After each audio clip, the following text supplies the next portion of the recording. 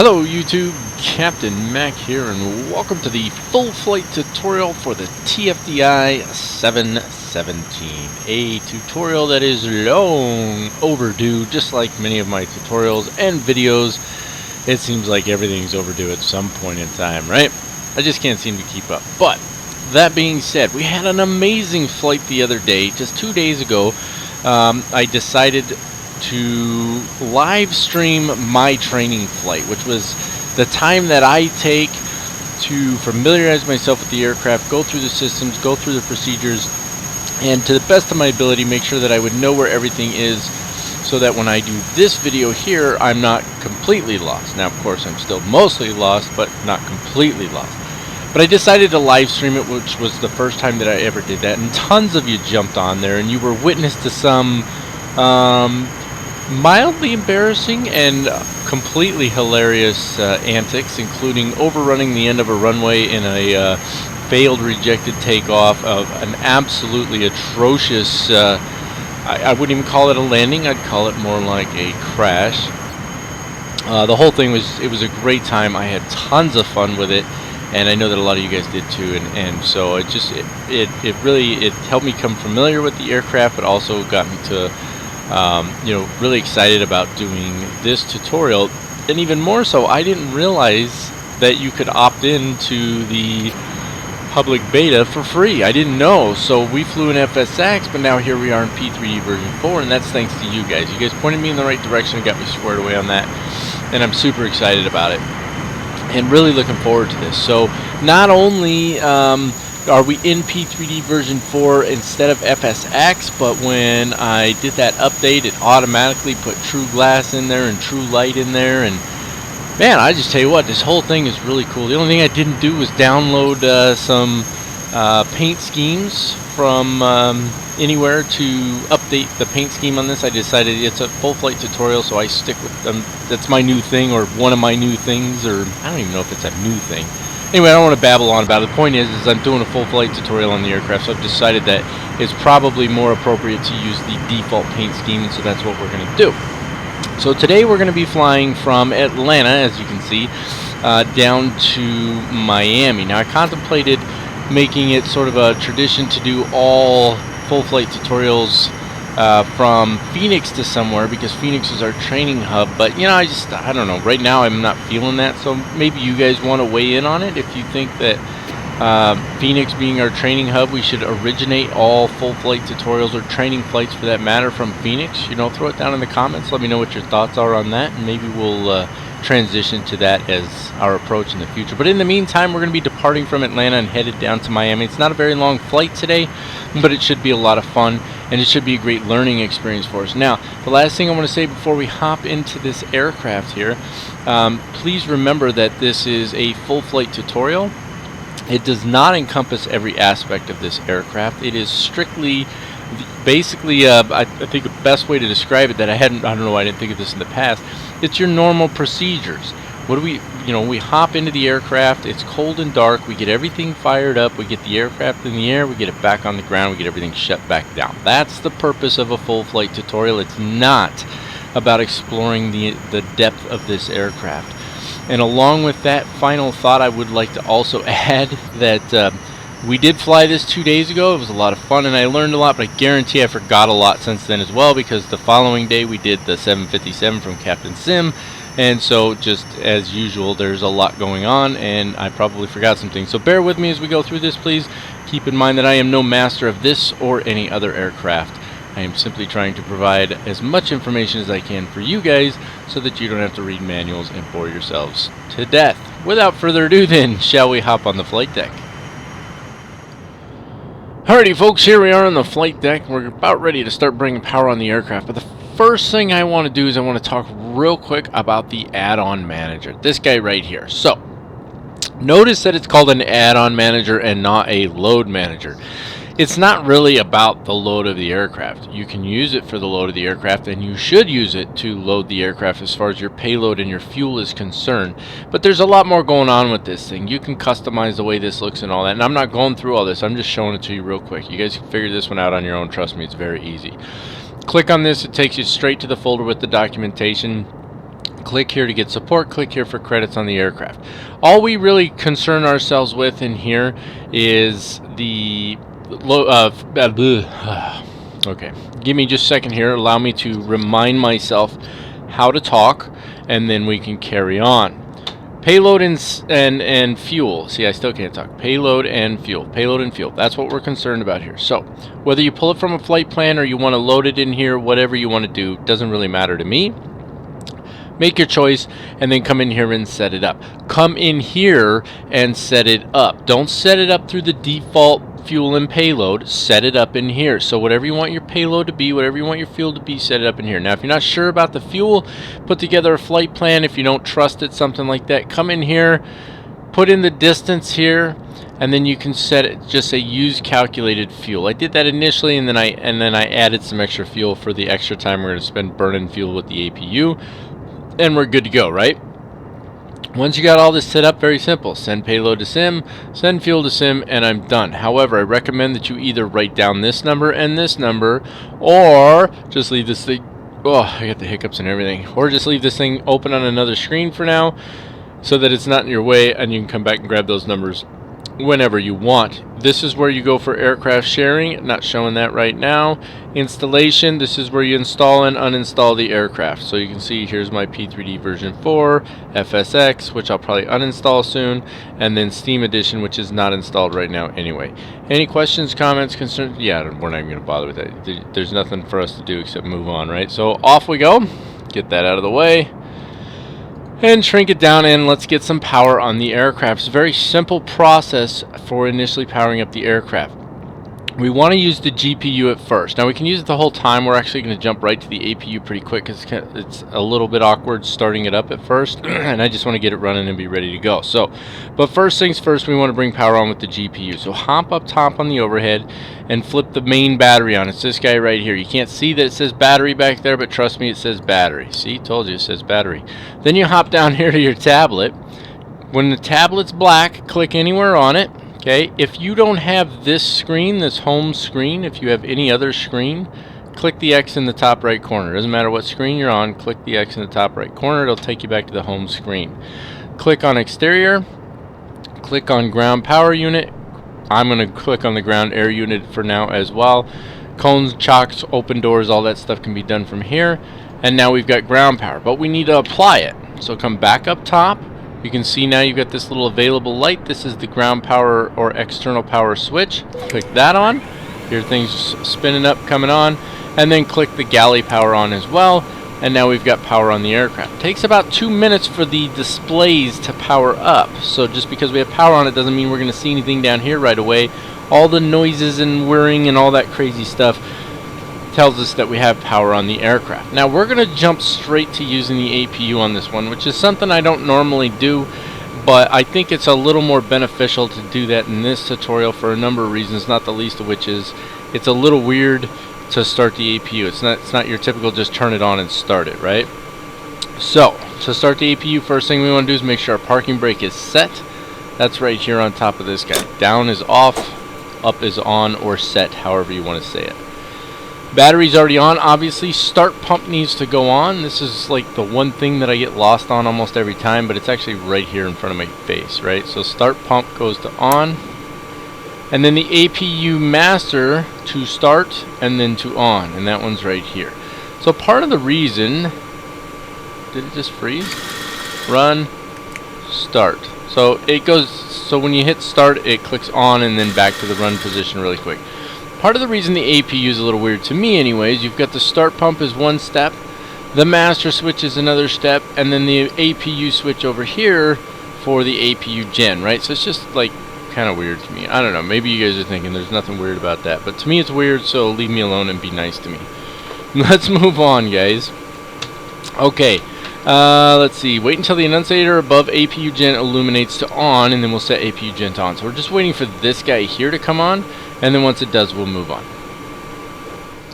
Alright, the APU gen light is on, so we'll left click this to turn it on, and then we can move on with our procedures here. So now the right aft pump needs to go on. This is the right, and these are the aft pumps, right? So forward pumps, aft pumps. Right aft pump to on, Start pump to off. This guy over here goes off.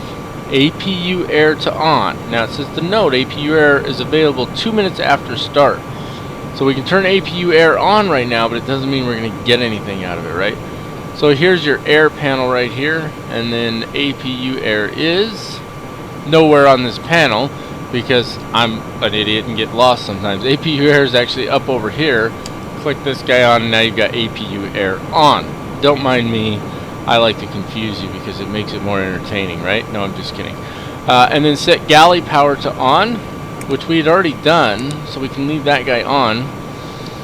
And let's see. So you should hear the stick pusher test go in the background, or the stick shaker test. We might have already heard that. The integrated standby instrument system running a self-test. And then we need to take care of some lights. So coming down here just a little. It's funny how my view always seems to shift when I don't want it to. But anyway, nav lights, these need to be on. Nav light, logo light, left ground flood, and right ground flood. So left ground, right ground flood, nav lights, logo lights, all on. Those 4 right there. Okay. Verify off the beacon light, nose light, landing lights, and high intensity lights. So off beacon light, high intensity lights, nose light, and landing lights, all off. We can turn the panel lights on. It's slightly dark. It's not real dark out, but whatever. It's like, I don't think you can. Well, there's obviously a way to turn just this one, right? Didn't I just do it? That's annoying. I could swear I just turned just that one, but I guess not. Maybe it was my imagination. Okay, it is what it is. Let's move on. And then as required, dome lights, overhead lighting, instrument and panel lighting, and so on. And that's what I'm playing with right now. So these are overhead lights, instrument pedestal lights, and so on, right? So that's all this backlighting. So that's as required, whatever you need. It's just slightly dark where we're sitting. It's not actually dark outside, but it's a little dark inside the aircraft, and I just wanted to make it easier to see. Okay, so next we're going to roll into our system tests. Now, to me, the system tests are one of those areas where the more you fly this aircraft, the quicker this is going to go, because you're going to just become very familiar. I can't talk. This is absolutely ridiculous. I can't talk. You're going to become used to it. Okay? I'm trying to say the word familiar. You're going to become more familiar with it, and it's going to be a lot easier to go through it. But we're going to take our time. We're going to go through these one at a time and make sure that we do everything properly so that you know what's required out of each test. So the first thing we're going to take care of is our hydraulic system test. In order to do that, we need to set the the auxiliary hydraulic pump to on and the hydraulic transfer switch to on. And those are both up top here. Okay, here's your hydraulics all the way up on the top of the panel here. You're going to set the auxiliary pump to on, that's the one on the far right, and the transfer pump to on, those 2 right there. Once that's done, you need to verify that you have 2800 psi or more on the hydraulic SD display. This is the SD display here. We control what we see using this panel down here, or these buttons, whatever term you want to use. And we're looking for hydraulics. So if you click on hydraulics, see how it changed? So we need to verify that we have 2800 or more on the display, which we do. 2800 here, 3000 here. And then we're going to set the auxiliary hydraulic pump to off and the hydraulic transfer to off. And we'll hop back down here real quick and you'll see that these will be going back down. So right now what's happening is these pumps are giving us auxiliary hydraulics. Now you can see that the pressure is coming down already, right? So that takes care of our hydraulic system test. Next is the EGPWS test. I forget what the E stands for, but GPWS is ground proximity warning. It's probably emergency. You're going to push the GPWS mode to test and hold until test begins. Well, I can assure you, you don't have to hold it. It will begin almost immediately. It is this guy right here, and it's this little switch. You're going to left click it to test, and it's going to immediately start. It's going to be obnoxious, but we're going to go through it anyway. Glide slope. Pull up. Terrain, terrain. Pull up. Sink rate. Pull up. Terrain. Don't sink. Don't sink. Too low, gear. Too low, flaps. Too low, terrain. Glide slope. Bank angle, bank angle. Too low, terrain. Caution, terrain.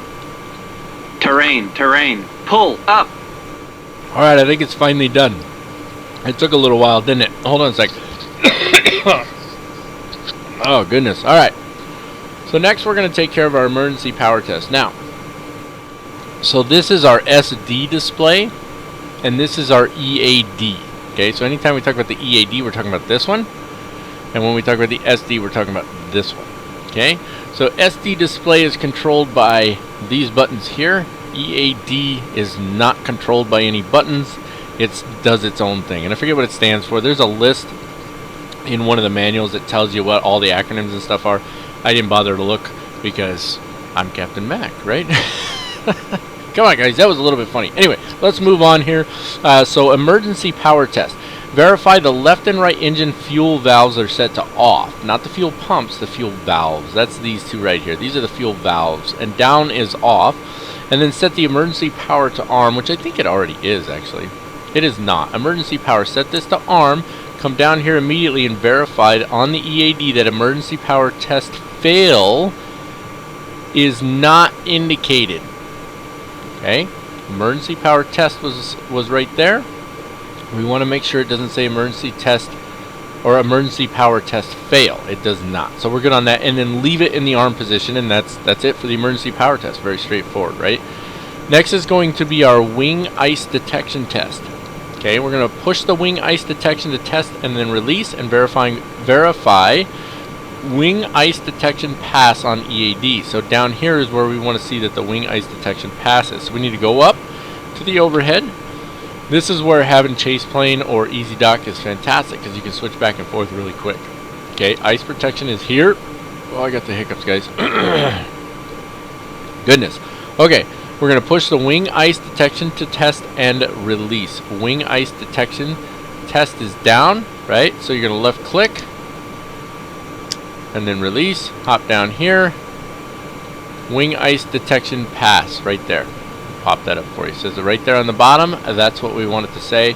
So that takes care of the wing ice detection test. Very straightforward, right? I'm going to have to figure out how to divide these into chapters so that people don't get lost. Fuel system test. You're going to press and hold the fuel quantity test for 5 seconds and then verify on the fuel SD display that 9,000 pounds is displayed in total. Well, right now we got hydraulics up on the SD display. So let's change this to fuel.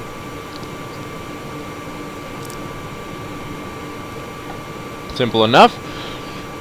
Oh, sorry, had to take a little sip there. Okay, so we changed that to fuel. Right now it's showing 7,140 kilograms, and that's actually annoying me because our displays are supposed to be in pounds.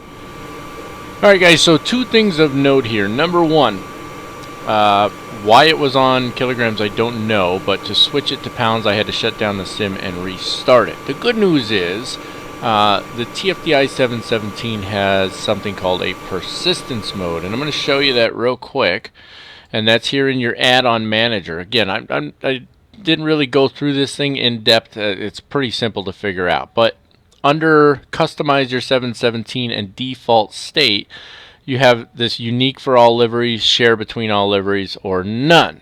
So unique for all liveries, all it means is that whatever you exit the simulator in, whatever state you exit the simulator in, it will restart in that livery. Or you can have it so that all liveries or all paint schemes start however you exit. So you could set it up cold and dark or ready to taxi or whatever, rather than having specific default states such as cold and dark, ready to taxi, so on.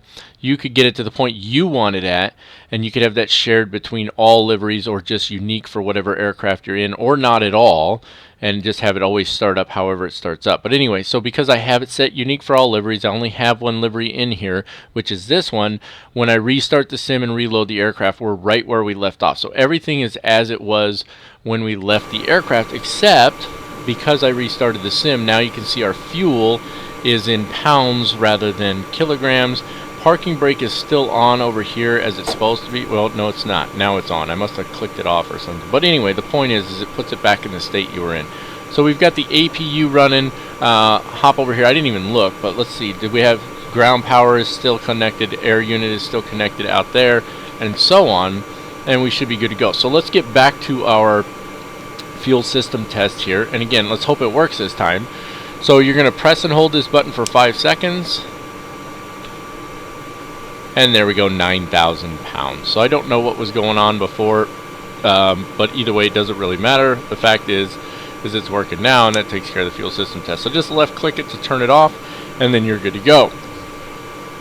Now we have the gear warning test. Whew. Take a breath here. Okay, the gear warning test, you're going to unlock the gear handle, verify that the annunciators now display red, that's these ones up here, and then lock it back down. So if you left click and lift up, it unlocks it. If you just click it, it ain't going to do anything. Left click, lift up, and it unlocks it. Okay? And then right click, or I'm sorry, left click again, and that puts it back in position. Now, oh, there's our fuel. So it took a while there. I was about to say, why is our fuel not going back to the way it's supposed to be? But it did. It just took a minute. Okay, so there we go. That's our gear warning test. Now we have the stabilizer trim test. This is not very difficult, but it takes a little work here. So the first thing we want to do is we want to open the config SD display. Remember, this is our SD display. To open config, we come down here and click on the config button. Very simple. There we go. There's our configuration, right?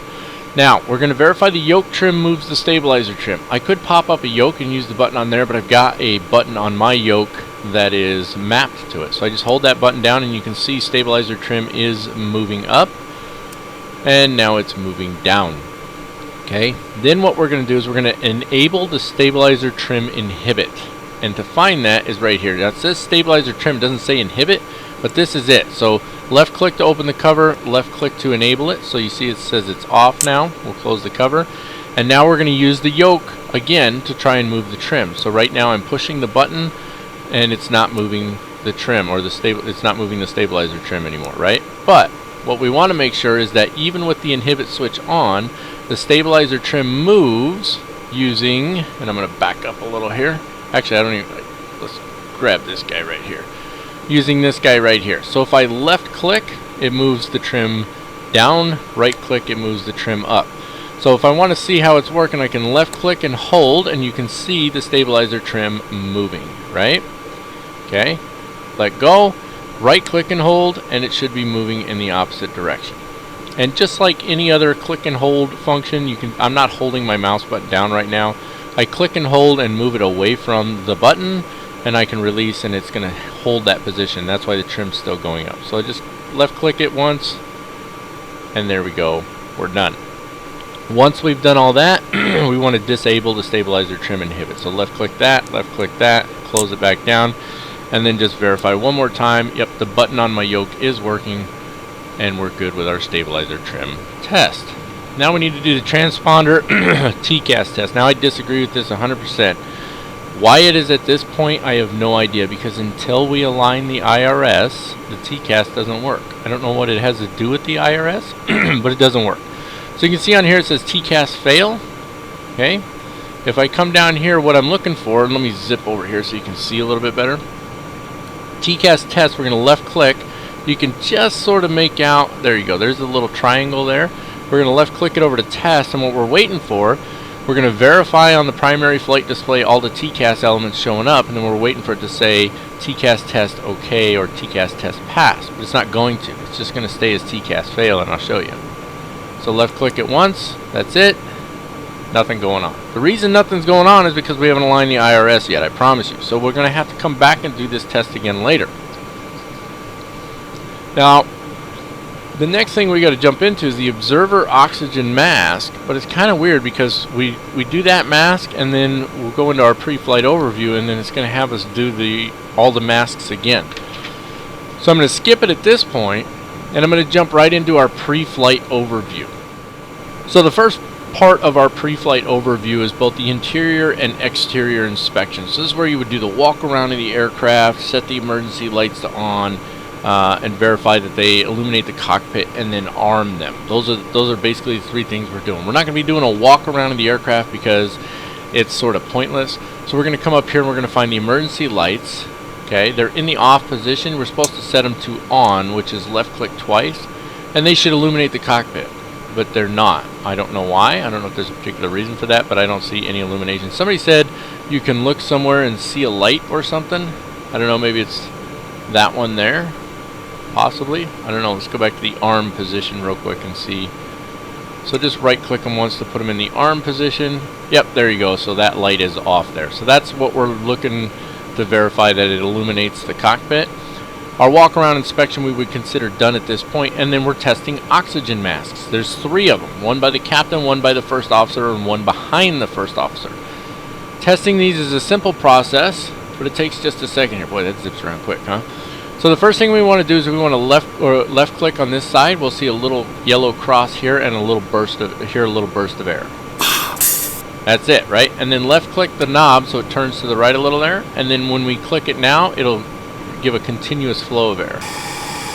And when we let go, the air stops flowing. And then left click this to put it back.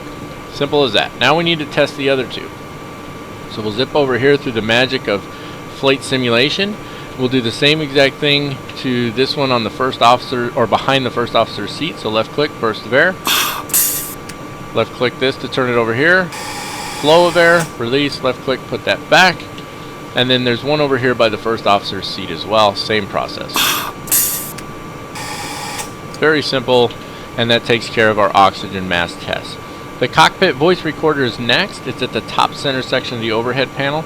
So they divide this into basically 3 sections: lower, mid, and then upper section, right? So we're looking for this section right here. We want to test the cockpit voice recorder, which is this guy right here. We're going to hold the test button down until this light turns green, and then release the test button and verify that the light goes off within 5 seconds. There's the light. Let go of the test button. And there we go. It's off within 5 seconds. Pretty straightforward. Next is the cargo smoke test. The cargo smoke panel is located on the left midsection. So that's over here for us. This is the cargo smoke panel. And what we're going to do is we're going to press and hold down the cargo smoke test button, this big guy right here. Okay, we're going to verify that all of the push annunciators on the cargo smoke panel are illuminated with an amber color. That's these 4 right here. Listen for an audible cargo smoke sound. And then on the air SD display, we're going to verify 12 red deltas are displayed. Now here's the thing. We're not going to jump down here and click on the air button yet, because clicking on the air button actually makes the alarm stop, but keeps all the lights illuminated, right? So what we're going to do is press and hold, move our mouse away, and then let go. Cargo smoke. That's what we should hear. Cargo smoke. Come down here and see we're on Cargo configuration right now. When we click on air, the alarm will stop. Cargo smoke. There we go. And then we see 12 red deltas. Delta is a triangle, for anybody who wonders what that is. So we've got 12 of those on there, and it also says cargo smoke aft, cargo smoke forward, and we're good to go there. Once that's done, we can release the cargo smoke test button, and for us to do that, we just click on it again. Remember, to get it to hold down, you click and hold, move your mouse away, then release, and then go back and just click on it, and now we're done. Alright, next is the air conditioning panel. I could have stayed up there. The air conditioning panel is in the middle section of the overhead, just below the electrical panel and above the fuel panel. So electrical, fuel, air, right? This is our air conditioning panel. So if you're using an air source such as the APU, which we are, set the isolation valve to open. Here's the isolation valve. It's on auto right now. Right click it once to put it to open. Set left pack and right pack to on. Left pack, it's actually auto. Right pack to auto. And then it says if you're not using an air source, you would set the isolation valve to open and the packs to off. But of course we are using an air source because we have the APU running. Next is our ice protection panel. That's over here to the right. And it says if the outside air temperature is less than 6 degrees Celsius with visible moisture, or the difference between outside air temperature and dew point is less than 3 degrees Celsius, note that after start, we need to set the windshield anti-ice to on. Okay? Kind of a long explanation there, but basically what it's saying is if we're in icing conditions, we're going to set the windshield anti-ice to on. Well, we're going to do that anyway. That's just the way it's going to be. Windshield anti-ice will go on. So we can set it on right now. Okay? If there's an indication of structural icing, such as ice on the windshield, bolt wipers, etc., and the visible icing is not simulated, just so that you know, wing ice protection would be on, tail ice protection would be on, and then windshield anti-ice protection to on. However, all switches can be off for us right now, except windshield anti-ice. So it's kind of weird the way that's explained in the manual, but basically your windshield anti-ice is always going to be on. And then the other anti-ice functions will be on if you need them for structuralizing. Alright, next we're going to take care of annunciator light test. Now the annunciator light test is right below the anti-ice or the ice protection panel. That's this guy right here. And the test is this switch right here. Now you're going to press and hold, and then there's a whole list of, it actually lists out all the lights you're supposed to check on here. Now we're not really going to go through the list. What we're going to do is make sure that all of our lights are on. So again, to hold the button down and be able to look around, you're going to click and hold, move your mouse away while holding the button, release your mouse button, and it stays in the held position. So we can see the lights on the overhead panel. All of these lights have come on. That's what we want. We've got some lights on the upper overhead. We've got the comm test blinking here. We've got ground service electrical power. That light was on anyway. And then when we come down here, all of our annunciations are on our displays here. We've got our master caution, master warning lights are on. All of these lights should be on, right? Same thing, let me get the yoke out of the way here. These lights down over here, same thing on the other side. These lights down over here. And then any lights down here, as well as these, all the comm or the radios should be blinking as such. Red lights on the fuel, fuel levers here. What are we calling these? Fuel levers? Fuel levers, I think. And that's it. So once we verify all those lights are on, just left click the button again, and that turns it off, and that takes care of your annunciator lights test. Alright, next we're going to set our passenger signs. Those can both be located right down here. Left click to turn them on. You could right click to put them to auto as well, but on works just fine for me. And then we're going to set up our flight control panel. So what we want to do here is we just want to set our stuff for departure. The problem with that is the only thing it actually mentions here is that you want to set it for the, where does it say it here? Verify values set for flight match restrictions for planned departure. So the problem, of course, is that we haven't set up our flight plan in the FMC yet, nor have we aligned the IRS. So really, it seems to me that this should come a little bit later in the process. Now, we could go on here and we could set our altitude. You know, our altitude is going to be flight level 340. I could put that in here. But I can't set my indicated airspeed to V2 plus 5 or 10, depending on what you prefer, or anything like that, because again, I don't even know what that is yet. So why don't we go ahead and jump ahead and start with aligning the IRS. So come all the way up here. Here's your IRS. Now that's only using 2 of them. It has 3, but the middle one's inoperative. I'm not sure why they set it up that way, but that's the way it is. So right click each of these to nav. Very simple process. And then we need to come down to our MCDU, go to the FMC page, verify, okay, that we have the correct nav data cycle, which we do. We can go to the next page here. Smart Cars is inoperative. This will link with Smart Cars because TFDi is the one who makes Smart Cars. So not sure how they do that or how that's set up, but it is what it is. So if we go to flight plan initialization now, we haven't even done our position reference yet, right? So let me see. Let's go, we're on initialization. So can we position reference by clicking here? No, I'm sorry. Don't mind me, I'm lost. Let's go back to flight plan initialization, and when we put in our okay, talking is clearly a problem today. When we put in our departure and arrival airports, then it's going to give us the option to align the IRS. So think of the Boeing 717 FMC and flight management, or not flight management, flight control panel, so FCP or mode control panels, what we typically refer to it as. Think of those as being very similar to the MD-11, because they are. So what we're going to do is we're going to put in, so it's like a cross, it's like a cross between Boeing and Airbus, right? So let's put in our departure and arrival, KATL. And I always put the slash in because that's the format there. Somebody said you don't have to. I think you do, but whatever. I'm going to put it in so it doesn't really matter. So KMIA. We're going to put those in here. Okay. And then you see Align IRS shows up down here. Return to flight plan initialization, and then it says Initialize IRS. Very, again, just like the MD-11, right? So initialize the IRS. and we're good to go there. We're not going to put in an alternate route. We're going to put in the flight number is MAC 2336. Need to make this like a training flight number for Mac Air or something.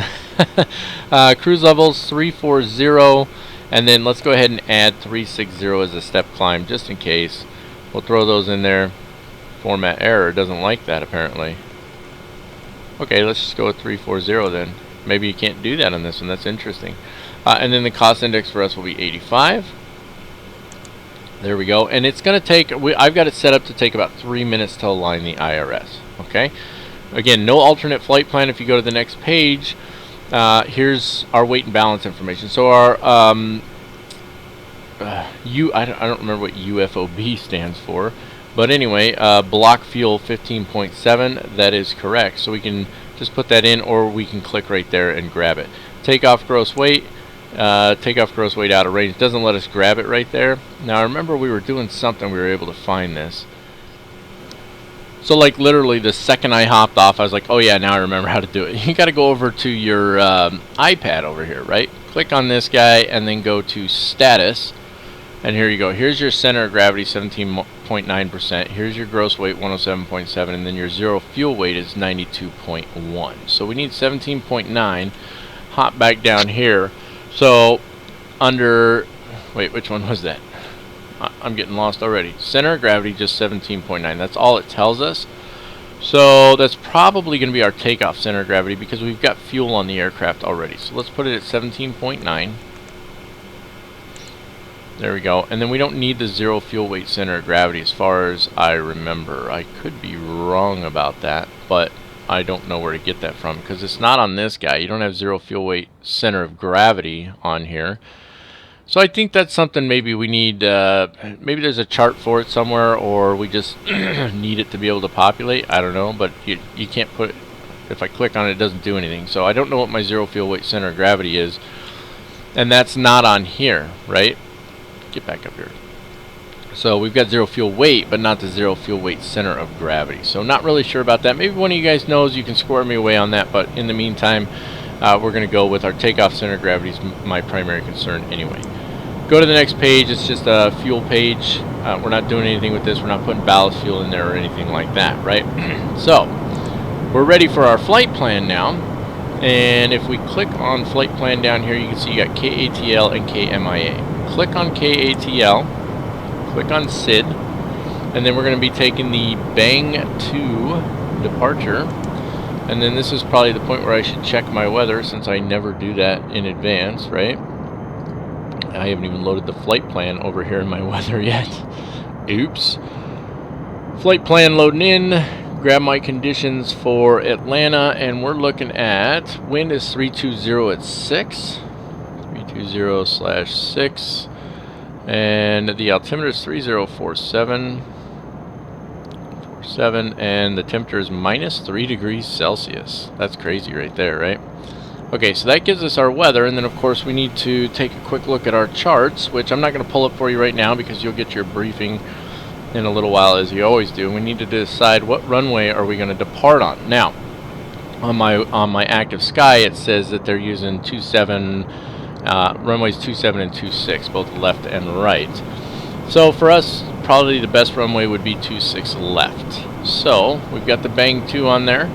Let's go to next. Sorry, it's not next page. You got to scroll it down. 26 left is the runway that I want to take. So we're going to take that guy there, and then we're transitioning at luck. So we can select that for the transition, and then we can insert those into the flight plan. Pretty straightforward, right? Gave us a little insufficient fuel warning there for a split second, didn't it? Alright, now we can go ahead and we can select our arrival at this point. The only problem is again, just like the MD-11, if I select the arrival and I need to select the runway as well, because if I come back and try to do it later, it puts it in twice. Now, I don't know if that's a bug with the PMDG MD-11, but I'm not going to risk it on here. So this takes me out to luck. So what I want to do now is build my flight plan, and it's actually really short. From luck, it's direct to SWZ, or I'm sorry, SZW. So I'll type that in the scratch pad, put it where it says discontinuity. it moves the discontinuity down, and then we're on our arrival from there. So to put our arrival in, I'm gonna go ahead and give it a shot anyway. Click on Miami, click on star, and then it is the Scott 4, which better be down here somewhere. There we go, Scott 4, and I'm not going to choose the runway right now. And we're coming in off SZW. So let's insert those, and hopefully we can insert the runway later. So here's our active flight plan page.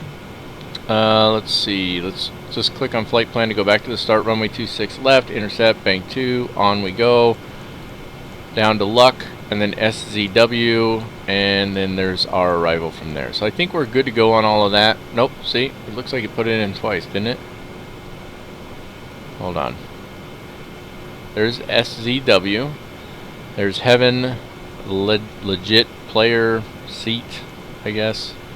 Julie, Barry, CCY, Deeds, Scott, Rubo. Nope, it didn't put it in twice. And then Vectors, and then the discontinuity, which makes sense because we haven't put in an arrival yet.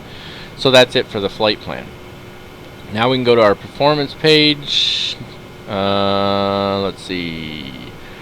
We can get our climb forecast if we want. Let's grab that, see if it even does it. Nope, doesn't do a climb forecast right now. So let's go to our takeoff and approach page then. And I have not pulled up TopCat yet, but I'm just going to use a full power takeoff on this one because I don't want to have an incident like we did during the live stream anyway. So as far as flaps go, again, just like the MD-11, we've got a dial a flap thing going on here, right? So that's flap stowed, and then we can dial in the flaps that we want. I don't remember what we used. It actually should tell us on here. No, didn't we choose it? Yeah, we just chose it. So I think like right there is like flap 6 actually. Not sure why it's off by a little bit, but let's go with flap 6. See if it lets us put that in there. It does. That tells us what our stabilizer trim needs to be. The runway slope is going to be 0, and then we need to calculate the headwind, right?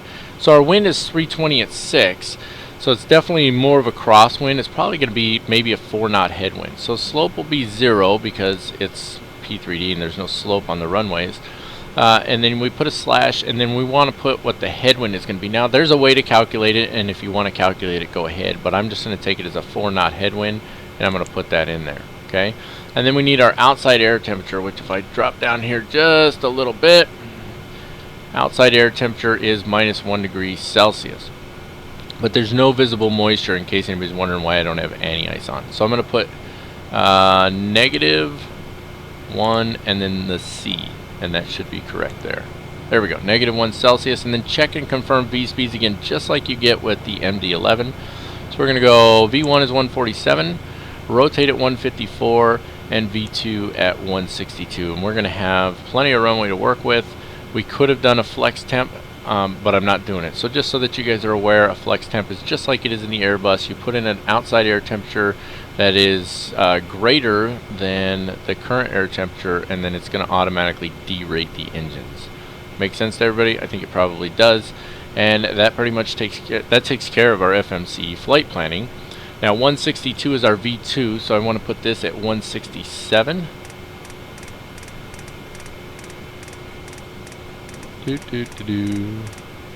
Almost there. There we go, 167. We need to set our altimeter setting, which is 3047, and that's this guy over here. Let me pop this up for you so you can see it. Pop it up and move it out of the way. So 3047. Pretty high pressure, and we should just get out of that yellow band when we get there. That's too high, or maybe not. I guess that yellow band stays. 3047. That puts our that tells us that the altitude where we're at right now is about 1,030 feet. We can check that against our chart as well. And let me just find airport elevation on here real quick. Maybe. I know it's written on here, but so I'm using the chart on the iPad right now, and it's still the Lido charts, even though we've switched to Jeppesen charts. So now I have to find the airport elevation because I don't remember where it's at on here.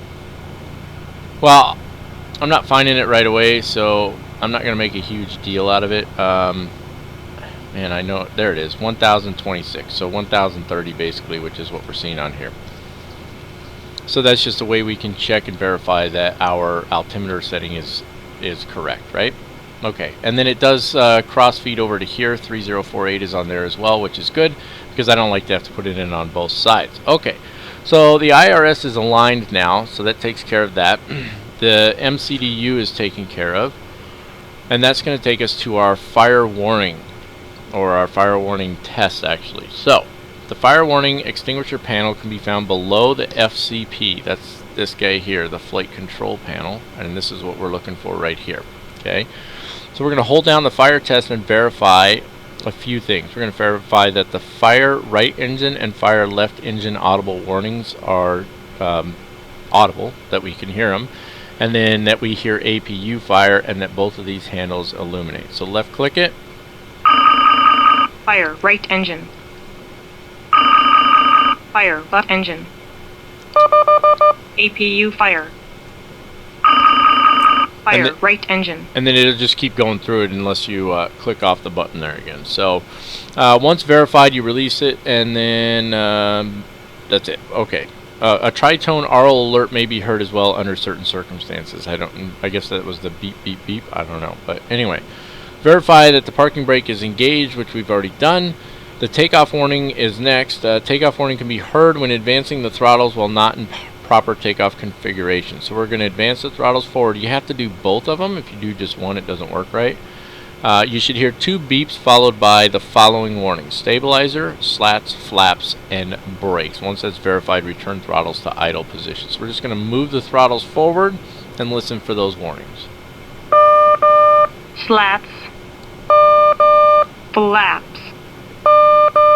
Brakes. Slats. So interestingly enough, we did not get a stabilizer warning, and I can only assume that that's because of the position we happen to have the stabilizer in. Yeah, so it's showing green now because we have all our information in here. It needs to be at 4.2. You might be able to see that right there, stabilizer 4.2. But because it's in the green band, we didn't get the stabilizer warning. So if I move it out of the green band here, which I'll do real quick, and we'll do the test again just so that we make sure we get all our warnings. Stabilizer. Slats. Flaps. Brakes. There we go. Okay, and then while we're sitting here looking at it, let's go ahead and set our stabilizer to 4.2 on the trim. So bring this guy all the way up. There we go, 4.2 on the stabilizer trim, and that's going to take us to fuel pump switches. So we're going to hop up top here. Fuel pump switches located on the fuel panel, we know that. If not using APU, verify that all the fuel pumps are off. If you are using the APU, verify the right aft pump is set to on, which is this one, and we've done that. So we're good. Next would be radios and transponder. Now we're not going to do anything with the radios because obviously we're not using ATC right now, but we can set our transponder to 2336. Wrong one. 23. That's kind of backwards to me. It should be the other way, but anyway, 2336 on the transponder. And now let's left click this and do our test. So now you can see the TCAS warnings showing up, and then listen for the pass. TCAS test pass. See, so you got to have the IRS aligned for whatever reason, so whatever. Weather radar. Your weather radar can be found on the center pedestal. That's down here, obviously. This is weather radar right here. Set weather mode to test. That's this guy right here. So let me zoom over so you can see it a little bit better. It's in the off position right now, so we're going to set it to test mode by right-clicking once, and then verify 4 Monitor colors. radar display. Go around. Wind shear ahead. Wind shear ahead. Wind shear ahead. Okay, so we're verifying the 4 colors displayed on here, and it doesn't say anything about those audible warnings, but obviously those are important as well. And then we set the weather mode back to off, and then verify that the nav display is not displaying weather on. So it shows weather on right now, and then when we set this back to off by left clicking it, it shouldn't say weather on, which it does not. And that takes care of our weather radar test. Alright, next on our list is setting the aileron and rudder trim. Those are both down here on the center pedestal. There's your aileron trim, there's your rudder trim right there. We want to make sure that we're on the configuration display. Again, press the config button down here. That's for configuration. That's going to put it on the SD display. And we want to verify the rudder delta. Again, a delta is a triangle, is within the green band on the indicator, which it is. I'll pop this up for you so you can see it better. It is within the green band on the indicator, and that the aileron delta is centered on the indicator. There it is, centered right there, and that takes care of our aileron and rudder trim checks. Flight attendant briefing would take place at this point. Departure briefing comes next. We'll do that when we taxi out, as we always do. Verify logbooks and quick reference handbooks. Cross-reference that the fuel you've planned for this flight is the minimum on board, and then take care of the pre-flight checklist. So, pre-flight checklist then. Interior and exterior inspection are completed. Oxygen masks are all checked. Voice recorder is checked. Cargo smoke is checked. Air conditioning panel is set. Ice protection panel is set. Annunciator lights are checked. Passenger signs are on. Flight control panel is set. Altimeters are set and cross-checked at 3048. It looks like it's on there now. It's supposed to be 47. Let's fix that real quick. 3047. There we go. Set and cross-checked. Flight and nav instruments checked. Fire warning is checked. Parking brake is set. Takeoff warning is checked. Fuel switches are off except for the one for the APU. Radio and transponder is set. Radar is off. Aileron and rudder trim is set. Flight attendant briefing is complete. Departure briefing will be completed on taxi. Logbooks and QRHs are on board, and fuel required is checked and verified, and we're good to go. And that takes us to preparing for pushback. So, first things first is our electrical. If you're using external power, you must start the APU for pushback. We've already got the APU up and running. However, we want to make sure that our external power is disconnected. So I'll jump over to my closer view here, click on exterior, get rid of the ground power unit, get rid of the ground air unit because we're not using them. Again, make sure the parking brake is set, remove the cones, remove the wheel chocks, because if you forget, they will stay there and it will still push back. So that takes care of all of that. And let's see, so APU is up and running. So now we go up to the hydraulic panel. That's all the way up top here. Again, hydraulics are up here. We want to make sure we set the left hydraulic pump and right hydraulic pump to on. So left pump, it was already on. Right pump is already on. I'm not sure why, I guess they just stay on, I don't know. And then set the auxiliary and transfer pumps to on. So auxiliary pump, click spots are a little small, and transfer pump to on. Fuel panel, set all fuel pumps with fuel in respective tanks to on. We don't have any fuel in the center tanks, so forward and aft, left and right tanks, right pumps all need to come on. Transponder, set TCAS mode to alt on, or altitude reporting on, right? So if we come back here so that you can see a little better, whoop, there we go, flying around. So it's on standby, right click once that's alt off, that's alt on, or altitude on. That takes care of that. Ice protection, verify your any ice is still set for the conditions, which it is. Lights, set beacon to on. Come up here, set beacon to on. And set parking brake to released or pushed in, which we don't really want to do that quite yet. Because we're not actually ready for pushback, but we are ready for our pushback checklist. So let's take care of that. Pushback checklist says doors closed, hydraulic pumps all on, fuel panel is set, transponder is on altitude on, ice protection is set, beacon is on, and then parking brake release for pushback. Of course, we need to pull up our GSX here, and let me undock this window because I don't like it popping up on here. And prepare for pushback and departure now. If I remember correctly, you know what, I'll hop outside and show you guys here real quick. I don't mind doing this, but I tend to hop to my top down view and just verify where I'm going. So we're going to 26 left, which is the opposite end of this runway. So we do want the nose to go right and the tail to go left, and I just like to verify that in case I mess it up. So prepare for pushback and departure. So I clicked on it and it just went away. Let's try this one more time. Departure clearance requested, waiting for other services to complete, waiting for your action, open forward cargo. Why? I never asked you to load anything. Reset position. This is one thing that's been driving me nuts lately about GSX. I didn't ask for boarding. I don't want you to do boarding right now. So why are you trying to do boarding when I say prepare for pushback and departure? There we go. So now I got them popping in. I want the nose to go right, tail to go left. I don't want to start engines before pushback. There we go. Now he's coming in there. That's just obnoxious to me. Alright. We've taken care of our pushback checklist. So that is going to take us to the pushback and engine start. So we're going to do the pushback here, obviously. We want to set left and right packs to off. So left pack off. Captain. We are ready for pushback. I try not to talk over them too much. Right pack off. There we go. Let's see. Engine start. So display engine on the SD. Right. So come down here. Click on engine. Locking gear. That puts it on the SD there. That's where we want it. So left engine start first. We'll pull the left engine start knob, right? And then we'll set the left engine fuel valve to on, and then we'll wait. It's as simple as that. So what we're going to do is we're going to right click to pull this knob, and then once we've done that, we're going to come down here and we're going to set the fuel to on, and that's it. Then we just wait for it to start. Departure check completed. Live has been inserted. Release parking brakes.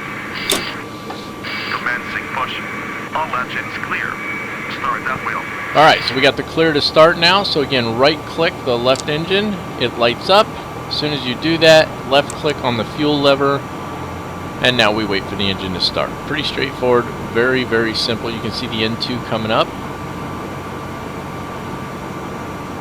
And we should see the N1 kicking in here pretty soon as well.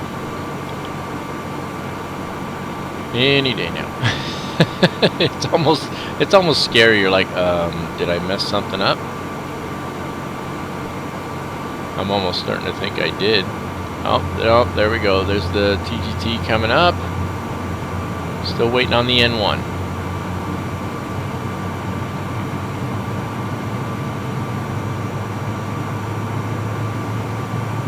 I don't know what TGT stands for though. Pressure's coming up. There's the N1 finally coming in. So it takes a minute, that's for sure. It's almost a little nerve-wracking because, you know, I'm worried that maybe I got it wrong, but I don't think I did in this case. So I think we're good to go. I think this is actually for your flight number. You just put your flight number in there.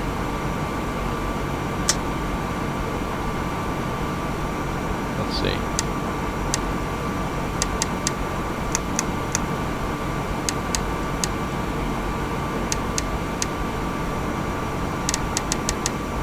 There we go. Okay, so now that the engine's stabilizing, let's go ahead and do engine number 2. Right click and introduce fuel, and that's it. And now we'll finish the pushback. Set parking brakes. You know, I've noticed this happening a lot. I push back, and as soon as I push back, another plane appears where I was. That's a little obnoxious as far as as far as the Ultimate Traffic Live is concerned. At least it's the same airplane we were in. Another 717. Alright. So we're just waiting for engine number 2 to start now. And then we can start looking at our after start flows or procedures or whatever you want to call it. Left is clear. Right is clear. Alright, now that we got both engines running, we're clear for our taxi. Let's take care of our after start procedures here. Ice protection is going to stay as is. Even though the outside air temperature is less than 6 degrees Celsius, there's no visible moisture, so we're not worried about icing. On the air panel, we want to set the left and right packs back to on, or auto in this case. I think they should have labeled it on the list in the manual as auto, since there's no on, there's just auto, right? Set isolation valve to auto, so we can left click that one down to auto as well. And then APU air to off. APU air, remember, is up over here. Click that one off. And then set left engine generator and right engine generator to on. This is on the electrical panel. So left engine generator was already on. I don't know if it went on automatically or what, but they're both on. Left and right are both on. And then we can take care of our after start checklist. Engine anti-ice as required. Air conditioning panel is set. Now it does not tell us to turn off the APU. In fact, if I recall, APU gets turned off after departure, which is a little interesting, but it is what it is. So that's going to take us to our taxi procedures. First things first, set parking brake to release. We're not going to do that yet until we actually taxi out. Set flaps to setting in the MCDU takeoff approach page. So if we hop down here, remember we said we want to do flap 6, and we set this dial a flap to 6 as well. So here's how this works. That's slats extended. That's your dial a flap right there. So the second setting down is dial a flap, and if I move this dial a flap, the handle actually moves a little bit, right? But we can't actually see our flap setting on here. We need to go to our what's the word I'm looking for here? Is it status? I guess it's the status page. No, it's not the status page. Config page. The config page. That's the one I'm looking for. So you can see it actually shows the flaps as being set at 5. And so we need to actually scroll this a little further. And you see the handle moves when I do that. And then it moved the flaps to 6 on here, which is exactly what we wanted. We're going to leave it on that page because we're going to have our flight controls check coming up here shortly. Put the spoilers in the arm position, and you should see the red part of the handle there is armed. And I use Shift and Tab to do that. You may have a different setting, but there you go.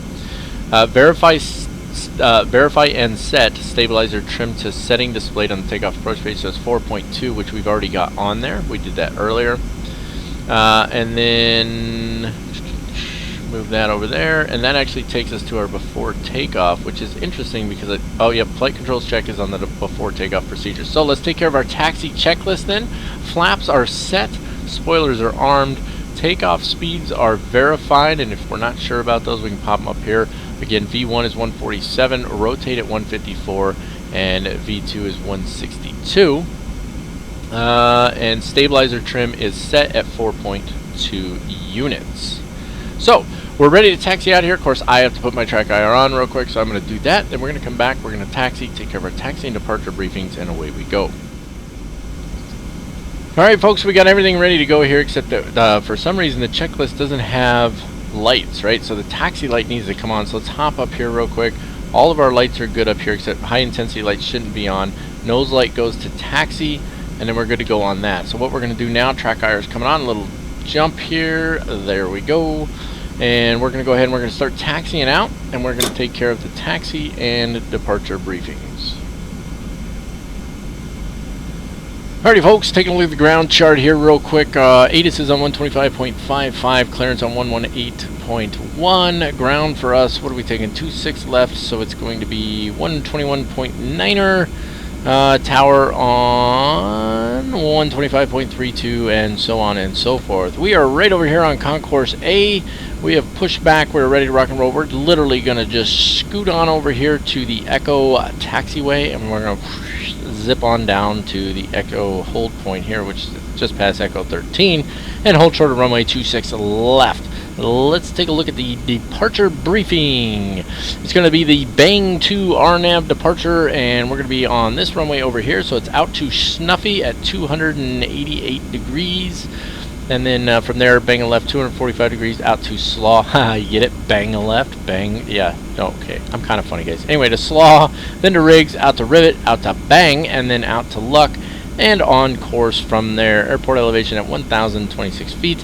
Pretty straightforward, nothing overly difficult in this one.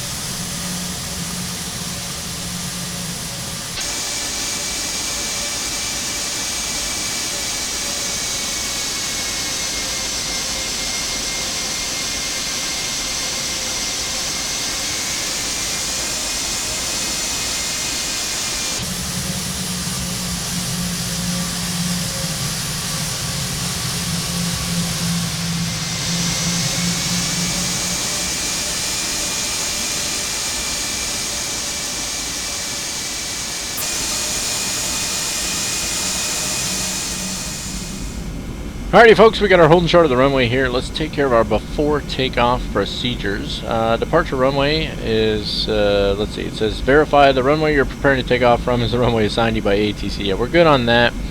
And it's set up in the MCDU for departure, so we're good there. And we can verify that just by looking out here. You can see runway 26 left, and then you can come down here and you can see it should be in here, right? No, it's probably on, this is takeoff approach page, flight plan. There we go, runway 26 left. That's what we're looking for. So we just want to verify both of those. Very simple. Verify flaps are set to the correct setting on the config SD display. We've done that already. Flap 6 is what we're looking for. Takeoff briefing, it says this is where you should go over the takeoff procedure, who's in charge of the departure, and V speeds. So we've already covered V speeds. Obviously I'm in charge of the departure because there's nobody else in the aircraft, although I'm definitely interested in exploring the shared cockpit feature in this, and I think I'm going to talk to my friend Cody, Captain United, about that and see if maybe we can look at doing something like that. But in the meantime, I'm going to be in charge of the takeoff. V speeds are V1 is 147, rotate at 154. V2 is 162. Any failures, warnings, cautions, or major concerns prior to V1, I'll reject the takeoff. After V1, we will continue with the takeoff, and then we will sort the problem out once we're in the air. Pretty straightforward. Now, I'm sure that's not the best takeoff briefing, but there we go. Brake temperature is fine. Flight controls. So this is where we want to check the flight controls. Verify the following. Let's see. Verify that the following flight controls display a green box on the config SD display. So yoke full left, so we're on the config SD display. I'll pull this up for you right here. So full left, green box, full right, green box, and then full forward.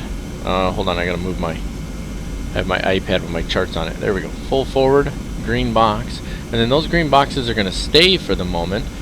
And then it doesn't say anything, so well, let's just move on with it here. So yoke full forward, and then it goes rudder full left, green box, rudder full right, green box, and then it says note, yoke full back will not display green box as the elevator control only becomes alive with sufficient airspeed. So pulling it back doesn't do anything because we don't have enough airspeed to actually get it to show anything, right? So let me shift my iPad to a better position here. There we go. And then on the EAD, verify no abnormal alerts displayed. I don't see anything abnormal displayed on there. Let's move this over to the engine page. There we go. We need to make sure that this green box is down there, which it is. Set transponder to TARA, so right click that all the way over to the right side. Light set to on, so at this point landing lights come on. Click those twice, click that one once, and then high intensity lights all the way over there, those come on as well. Let's see, announce the flight attendants, and it says conduct takeoff. So let's take care of our before takeoff checklist. Departure runway is verified.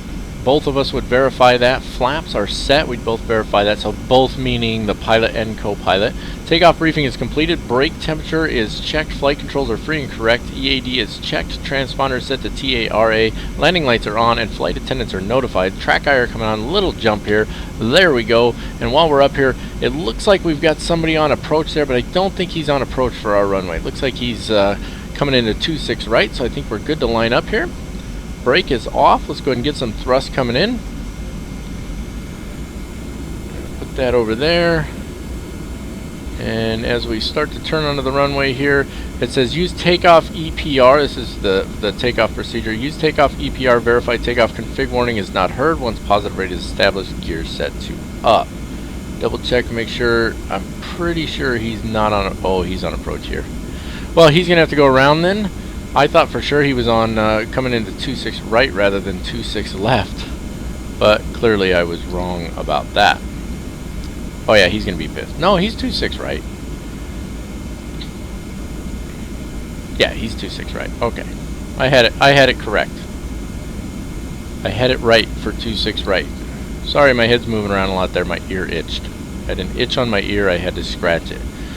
That's a pet peeve of mine. We don't say we itch things. Things itch and we scratch them. But my kids always say, oh, I had to itch it. No, you had to scratch an itch. It's so obnoxious to me. I want to pull forward just a little bit more here.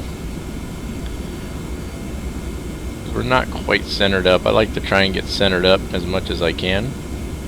Yeah, there he is. He's landing over there. A lot of 717s coming in right now, huh? Might be MD-80s as well, MD-90s. Captain Matt Koff for you there. Okay, I think we're ready to go on everything here. Let me decrease the range on this a little bit, just so that we can see a little bit better what we got going on. It's kind of hard to see. That's one thing. I think the what do you call it there? The flight director. There we go. I think it should be a little more visible. I have True Glass installed. I don't really know what that means, to be honest with you, and True Light installed. I don't know what either of those means, so maybe one of you guys can tell me. Either way, I think we're ready for our takeoff, so let's do this. Hopefully we don't get any warnings. Nope. Oh, there's some thrust in there, boys and girls. Oh, easy on that rudder because that nose wheel is sensitive. We got some speed going there, and now the rudder shouldn't be such an issue right now. Keep her down the center. We got that good ground shake going on. Probably a little excessive. I might need to consider reducing that a little. Watching for our V speeds here. Pilot not flying would call them out, but he's not here, so coming up on V1, everything looks good. Everything's in the green. There's V1. There's rotate. Pull back on the yoke. And up, up, and away. Following the flight director. Positive rate of climb gear coming up. Loving it. Again, following the flight director. Boy, it wants us to climb like crazy, doesn't it? We're not very heavy, so I always feel like it wants us to climb too much. And then once you get to where the flight director's at, then it wants you to reduce your rate of climb almost immediately, which is just ridiculous to me. Alright, we're looking good here. We could probably get rid of flaps already, but I'm just going to hold off for the moment. So we're supposed to intercept this this course right here. So flight director is still telling us we got to stay over here to the left a little bit, which I find a little strange, to be perfectly honest with you. Oh, now see so that's thrust reduction, right? So it says climb thrust now. So that would be where the purple deltas are. You see those there, or magenta, depending on what term you want to use. So we want to reduce thrust until we're in the purple there. Okay. Flaps can come up. That's going to leave slats out still. And then you can see on here, that's our gear extended slats retraction speed. We've already passed that. So let's go ahead and bring the slats up as well. And this is taking us, looks like it's going to take us, no, we need to go over here and cross this one. I'm not sure I agree with where the flight director's sending us here. Oh, we're way too fast. How did we get to 270 knots? Well, this thing's on its own program for sure. Let's go ahead and let's engage the auto flight here. Auto flight on, FMS speed, nav mode, and profile mode. Okay, there we go. And let's just make sure she's going to track out properly on there. Keeping an eye on that for a second. So it's gonna flip a Yui here. Watch, I guarantee it. It's gonna flip a Yui. Nope, it's gonna go to slaw. Is that slaw is the name of it? Yeah, slaw. So it's gonna go to slaw. Good, that's what I wanted. Track IR coming off here. Normally I very much prefer to hand fly it. You guys know this, of course. But yeah, I was getting my butt kicked on speed there, obviously, so that was no good. And then it wanted me to stay left for some reason. I don't understand why it was doing that. So either way, coming up on 10,000 feet here anyway, so we didn't bring the autopilot on that early. There's 10,000 feet there. Let's go ahead and get these lights off. It's a lot easier from this view here. Right click twice, right click twice, right click twice, and we're good to go on that. And let's look at our after takeoff or initial climb. Stabilizer motion. Oh, it says that every once in a while. Initial climb and after takeoff procedures. So initial climb, we've already done that, but you follow the flight director bars on the PFD. You know what, we're good on that. Let's just move to after takeoff, because your initial climb is just, you do that in every aircraft, same thing. You're following your flight director, you're watching your flap settings, you're getting your gear up, all of that stuff. That's all initial climb. And then after takeoff, we want to verify the gear handle is in the up and locked position, which it is over here. Set hydraulic transfer and auxiliary hydraulic pumps to off. Remember, that's these guys way up here. So transfer auxiliary off and transfer off. Set APU master and APU air to off, right? So APU air was already off. It had us turn that off earlier, but APU master needs to go off now. So right click that. And then flaps and slats, verify that the flap handle is in the up position, which it is, all the way forward over there. And then it's got a note in here. It says you can verify that on the PFD here. It'll show the flaps or slats setting below the speed tape over here is what it's saying. So disarm the spoilers. We haven't done that yet. Again, it's shift and tab for me. Set it however you want it. Ensure no abnormal conditions are displayed on the EAD. That's here, and they're not. And that takes us into our climb procedures. But first, let's take care of this after takeoff checklist. Landing gear is up. Hydraulic, auxiliary, and transfer pump switches are off. APU is off. Flaps are up. Flap takeoff selector, it says 5, but it's 0 now. Spoilers are disarmed. EAD is checked. And then our climb and transition altitude checklist. Landing lights are off. And then altimeters once we get above the appropriate altitude. And that means, ladies and gentlemen, you guessed it, it is time for some of that obligatory, I couldn't figure out what to say there, elevator music.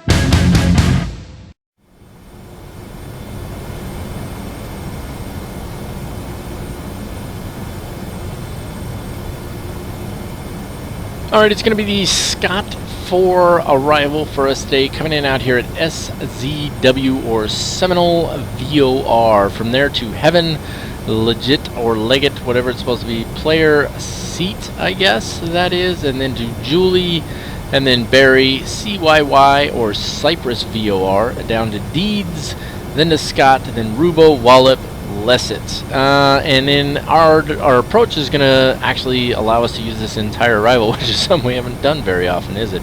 A couple of things here. Scott, Miami International landing east, that's not us. Landing west, that's not us either. We're landing more to the north.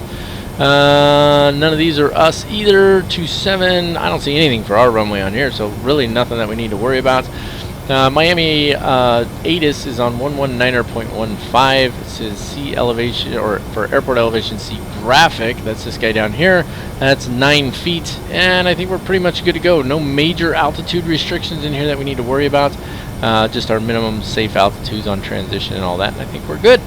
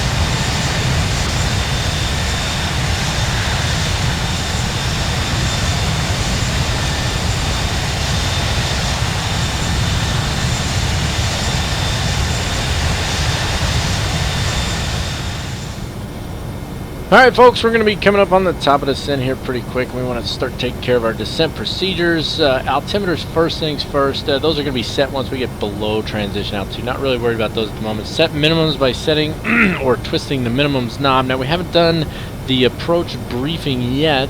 However, just looking over here real quick, our minimums are going to be, now I have to find them. 260 feet. 260 feet is going to be the minimums. We're at 260 right now. Let's scroll this guy to 260, or we're at 200. We need to go to 260. There we go, 260. And then let's change this guy here. So intercepting is going to be at 3,000 feet. That's where we're going to intercept the glide slope. So we're going to roll this all the way down to 3,000 feet and hope that our flight management computer does its job in controlling our descent. Now I believe all we need to do is hit profile, and then it should start the descent on its own when it's ready. Altitude. But I don't know. I always seem to struggle with that. If I left click this, it's going to put it to the altitude we're at right now. There you go, 34,000. And then if I scroll it and right click it, so right now we're just on hold mode, right? Altitude. So I don't know. That's I have the same problem in the MD-11. It always seems like I have to left click it and then reset it and then right click it to get it to profile where I want it to. So I don't know. Let's move on with our information or our procedures here. Approach briefing, we'll do that right after we actually get done with all of this stuff. And we're going to keep an eye on this guy so that hopefully we don't miss our top descent point here. Now, lights and all that stuff is later on. It does say that once we get below 10,000 feet AGL, we're supposed to set the hydraulic transfer and auxiliary hydraulic pumps to on. Talks about the anti-ice and all of that stuff. All of this is really basic stuff. Doesn't go into a whole lot. However, we do need to set up our approach in here. Now, I have already gone and selected the approach at this point. It is in the FMC, but what we don't have is our takeoff or our landing speeds, what we're looking at. For our approach here, our V approach speed is 137, our VREF is 132. That's for flaps 40, and we're going to go ahead and we're going to land at that. So we just want to verify that in there. That's all good to go. So let's take care of our descent checklist. Now, some of this stuff, again, takes place once we get below certain altitudes, but because of the nature of putting together a video we do things just a little bit different. So altimeters set and cross-checked once below 18,000. Minimum set and cross-checked. Those are at 260. I think we're good there. Landing data verified. Approach briefing will be completed here shortly. And then the hydraulic auxiliary and transfer pump switches both on below 10,000. I'm going to try to remember to do that. Ice protection set as needed. We're definitely not going to need it coming in here. It's nice and warm. And then seatbelt sign on. And we never turned that off. So what we're going to do now is we're going to roll into our approach briefing, and I'm going to try and get this thing to start its descent on time. So why don't we, yeah, let's have that approach briefing. Don't mind me, guys. Alrighty then, it's going to be the ILS runway 30 approach for us today. ATIS on 119.15, Miami approach on 124.85. Tower for us is 118.3 with ground control on 127.5. Localizer frequency is 111.7 with a final approach course of 304 degrees. Glide slope intercept at Bird, 1,600 feet. ILS decision altitude of 258 feet. Just call it 216. I think will be good. Airport elevation again at 9 feet. Touchdown zone elevation should be 8 feet. Missed approach procedures, climb to 800 feet, then a climbing right turn to 2,000 feet on heading 310, and the DHP VOR 335 degree radial out to Barbara intersection, which is 11.5 nautical miles out, and hold. And you can see how that looks on the plan page here. So straight out here until we intercept that 355 degree radial, and then out to Barbara for our hold there. Coming in out here at Shan, then to Old Bird Peacock, and then on in from there. Taking a look on the profile view, 3,000 feet at Shan and Old, or Oldie, whatever we're calling it. Little descent down to 1,600 feet at Bird for an intercept of the glide slope. I guarantee we're going to have a little issue there with our throttles when we disconnect the autopilot. You'll see what happens. Keep that in mind as a lesson learned for when you fly this aircraft. Then I think that's pretty much it. Decision altitude 258 feet. Runway visual range, what is that? 3/4 of a mile, 4,000 feet. And I think we're pretty much good to go.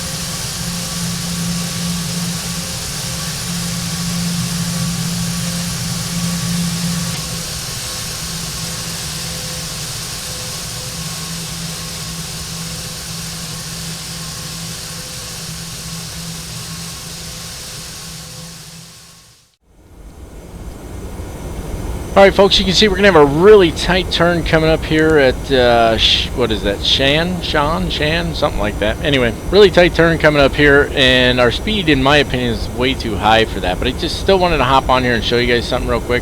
To set up for your ILS, go to your nav radio. Now I can't find it. There it is, nav radio.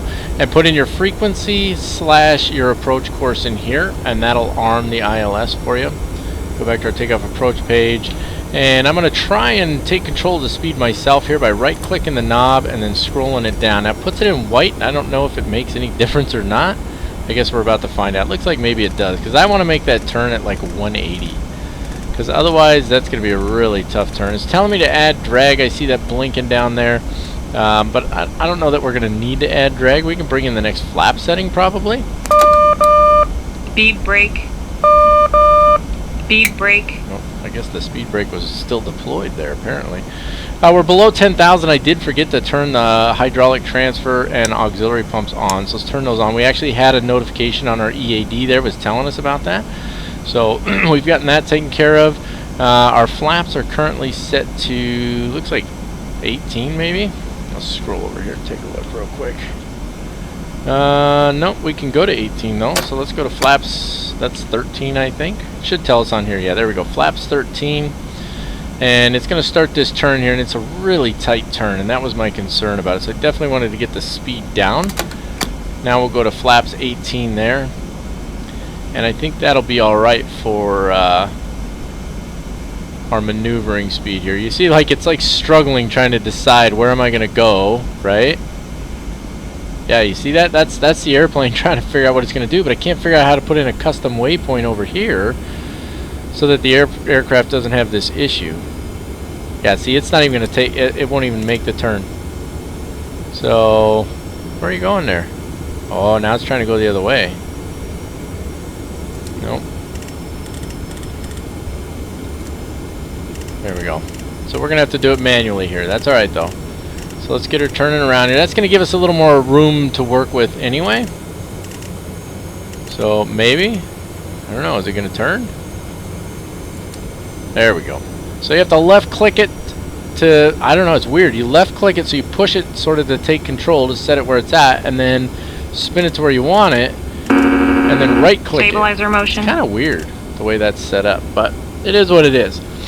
Alright, let's look at our approach procedures as we're swinging around here. I think we'll probably, let me just keep spinning this guy around. Stabilizer motion. Try and get her on an intercept course there. It looks like it's just going to keep spinning, so that's good. So verify your nav and flight instruments are ready. We've done that. We've selected the ILS. We're not going to arm the approach landing mode yet. That'll be this button up here, but we want to make sure that we're on an intercept course there first. So I'm just going to swing her all the way around, basically back to Shaw, and then we'll put it back in the nav mode, and then we'll switch to approach land. Let's see. We were dealing with flaps and slats, all that good stuff. That's all. It's all common stuff. So our approach checklist then.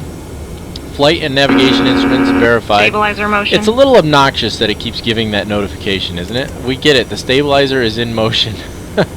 Flight and navigation instruments are verified. Cabin notifications are completed. Altimeters are set and cross-checked at 3031. So I think we're good to go. You can just see Miami coming in on the windscreen there. So let's get her swinging all the way around here. And I'm gonna keep it swinging just a little bit. I'm gonna bring it in nice and tight, and then I'm gonna altitude. Okay, yeah. So, yeah, so we're below our altitude. We wanted to be higher at this point, but because it was having, it couldn't make that turn. So maybe one of you guys can help me out. Again, the FMC is very similar to the MD-11. In fact, it's almost identical. So maybe you can tell me, how do I put a custom waypoint in there? Because, yeah, I was struggling with that. Stabilizer motion. Yeah, we know. Stabilizer motion. Gotcha. Okay, let's put it back in nav mode now, see where she goes, and then hit the approach land. And yeah, so now it's acting all weird, right? So now it puts this curve in there, which is what it should have done originally, but it didn't do that. So that's kind of weird. It didn't do that. But whatever, we got it back on nav mode now. My guess is it's going to try and swing all the way over to this path instead of direct to this waypoint, but it's not that big of a deal. We're doing good on our speed. We're holding at 180 right now. Let's remember that our approach speed is 131 and 136, and our landing VREF is 131. Stabilizer motion. So it looks like maybe it is going to go direct there. Final approach course, again, let me pull up the chart over here. Maybe. Come on, you. I got to get this iPad to not fall. I need to like get a little stand for this thing or something. Final approach course, 304 degrees. Let's put that in here. Remember, we're in nav mode now, so it shouldn't turn. And we're actually at, yeah, it looks like we're pretty close to that right now. We're going to have a crosswind coming in here. We expected that. We're still waiting for it to grab the localizer. You can see the localizer is armed in here, but it hasn't grabbed it yet. So we're just waiting for it to grab that. And I think we're good to go. 111.7. We can double check that anytime we want. Just go to nav radio. There it is, 111.7, 304 degrees. And then we want to stay on this page. What is our go-around altitude? Does anybody remember? Probably not. So I guess I'll have to figure it out on my own. Looks like our go-around altitude is 2,000 feet. So we're on the localizer and the glide slope now. It did that while I was looking away. So that's good. So we can set this to 2,000 feet for our go-around altitude. There we go. And it's on the glide slope, but it's below it right now, which is a little interesting, to be honest with you, and actually a little disturbing. So, but we have a little ways to go here yet, right? What do we got? 10 miles? Yeah, we're 10 miles out yet, so I'm going to drop the landing gear here shortly. In fact, we're just going to, let's drop the landing gear right now. Let's go ahead and let's bring that FMC speed down to 136. I'm going to bring it to 150 for the moment, or what is this guy doing? Look at this guy. Oh, I'll just cut you off over here. Okay, so we're going to bring it down to 136 then, so that we don't have to deal with him. Hopefully he'll be off the runway by the time we get there. So there's 136. Let's bring that next setting of flaps in. Jeez Louise, guy. Look at it. He just cuts right in front of us. I hate AI traffic. I got to get a program, an ATC program, that'll control this AI traffic, you guys. If I can find a good one that will control the UT live traffic, then we will start using ATC. So you guys tell me what you want. That should take us to flaps 40 right there. So there's full flaps. And now she's starting to slow down. Good, because he needs to be going faster than us. That's quite the crosswind we got there, though, isn't it? That's going to be entertaining, to say the least. Okay, get on the glide slope here and slow down, airplane. Yeah, like it's playing with the throttles, but we got a long way to go. Maybe I need to click that. There we go. Now she's slowing down. Good, because we're kind of crawling up his backside here. We are not going to go around because of him. In fact, isn't it Control-Shift-A? Clearing airspace ahead of aircraft. But he doesn't go away. So clearly that function doesn't work. It's a lie, people. It's a lie. Alright. Okay, I think we're good here. Track higher coming on. A little jump. Alright, there we go. Alright, I'm going to let the autopilot do its thing for a minute here. Stabilizer motion. Let it just get settled. The speed got just a wee bit low there. Alright. We are not going to be auto landing. Our frame rates are just fine. Okay, so let's take this guy off. Autopilot. Yeah, I know. Autopilot. Autopilot. Oh, you got to click this Autopilot. guy. I remember now. Oh, come on. Autopilot. Really? Autopilot. There we go. Autopilot. And of course we're drifting. Autopilot. There we go. You got to click that button. On the yoke. You got to click the button on the yoke, otherwise it won't silence that alarm. So yeah, and our speed is going ballistic right now. So let's bring that down substantially. Oh, see? I dislike that. Look how high we are now. Because our throttles decided to just go bonkers on us. We're going to get it down though. We're fine. We're fine. Alright, see? There we are. We're coming on the glide slope right now. We got a little high, not too bad. 400. There we go. More Approaching thrust. minimums. Glide slope. Yeah, I know. Minimums. Glide slope. Glide slope. So the thrust is a little slow to respond. 200. There we go. Okay, that was terrible, but we're alright. Oh, now we're too fast. Come on. There we go. We're good. We're 100. good. Let's try not to crash here. 50. Oh, 40, there's those turbulence again. 30, Wake turbulence. 20. 10. 5. Get off the runway, you. There we go. We're going to consider that good. We're going to say that our wing missed him. I know, not the right way to do it, you guys, but yeah. So thrust is all the way back. Bring in the reverse, maybe. Is it reversing? Yeah. Okay. Well, so we still hit wake turbulence, didn't we? It wasn't the disaster that we had last time, so that's good at least. Woo-wee.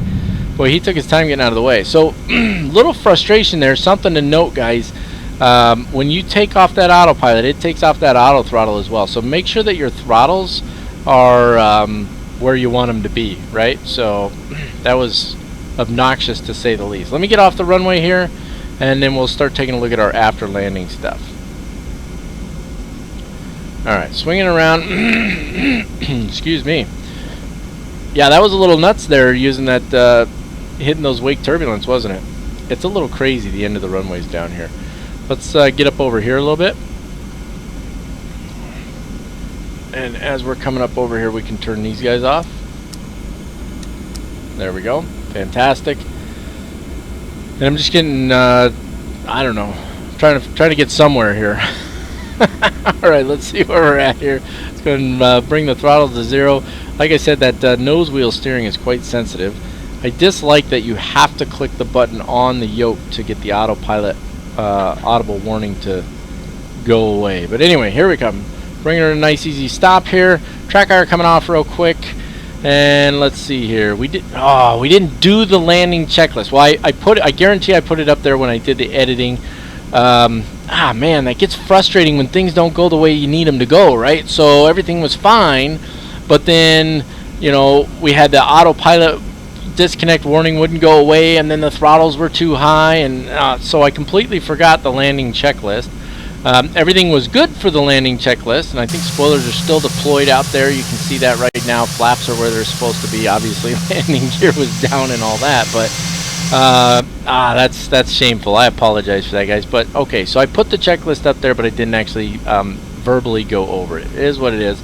Let's take care of our after landing stuff. So let's get the spoilers back where they belong. Let's get the flaps where they belong. We've already taken care of the landing lights. The APU is going to need to come on, so to run and then start. And it just barely goes, like it barely moves when you click to the start. That's kind of weird. I think it should move a little further. And let's take a look at after landing procedures. Let me change this over here. Okay, after landing procedures. Set spoilers to retractor. We've done that. Set flaps to up. We've done that. Weather mode, we never turned it on. We didn't need it. TCAS mode goes back to alt on. So that's, I think, just one click. Let's double check. Maybe it's 2 here. Yeah, so that's TA, and then there's alt on right there. Start the APU as needed. That's going on. Landing lights are off. High intensity lights can come off as well. That's the little button all the way on the end there.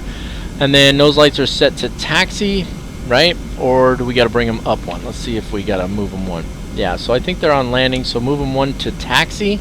There we go. And then left and right ground floodlights. We never even turned those off, did we? I don't know, did we?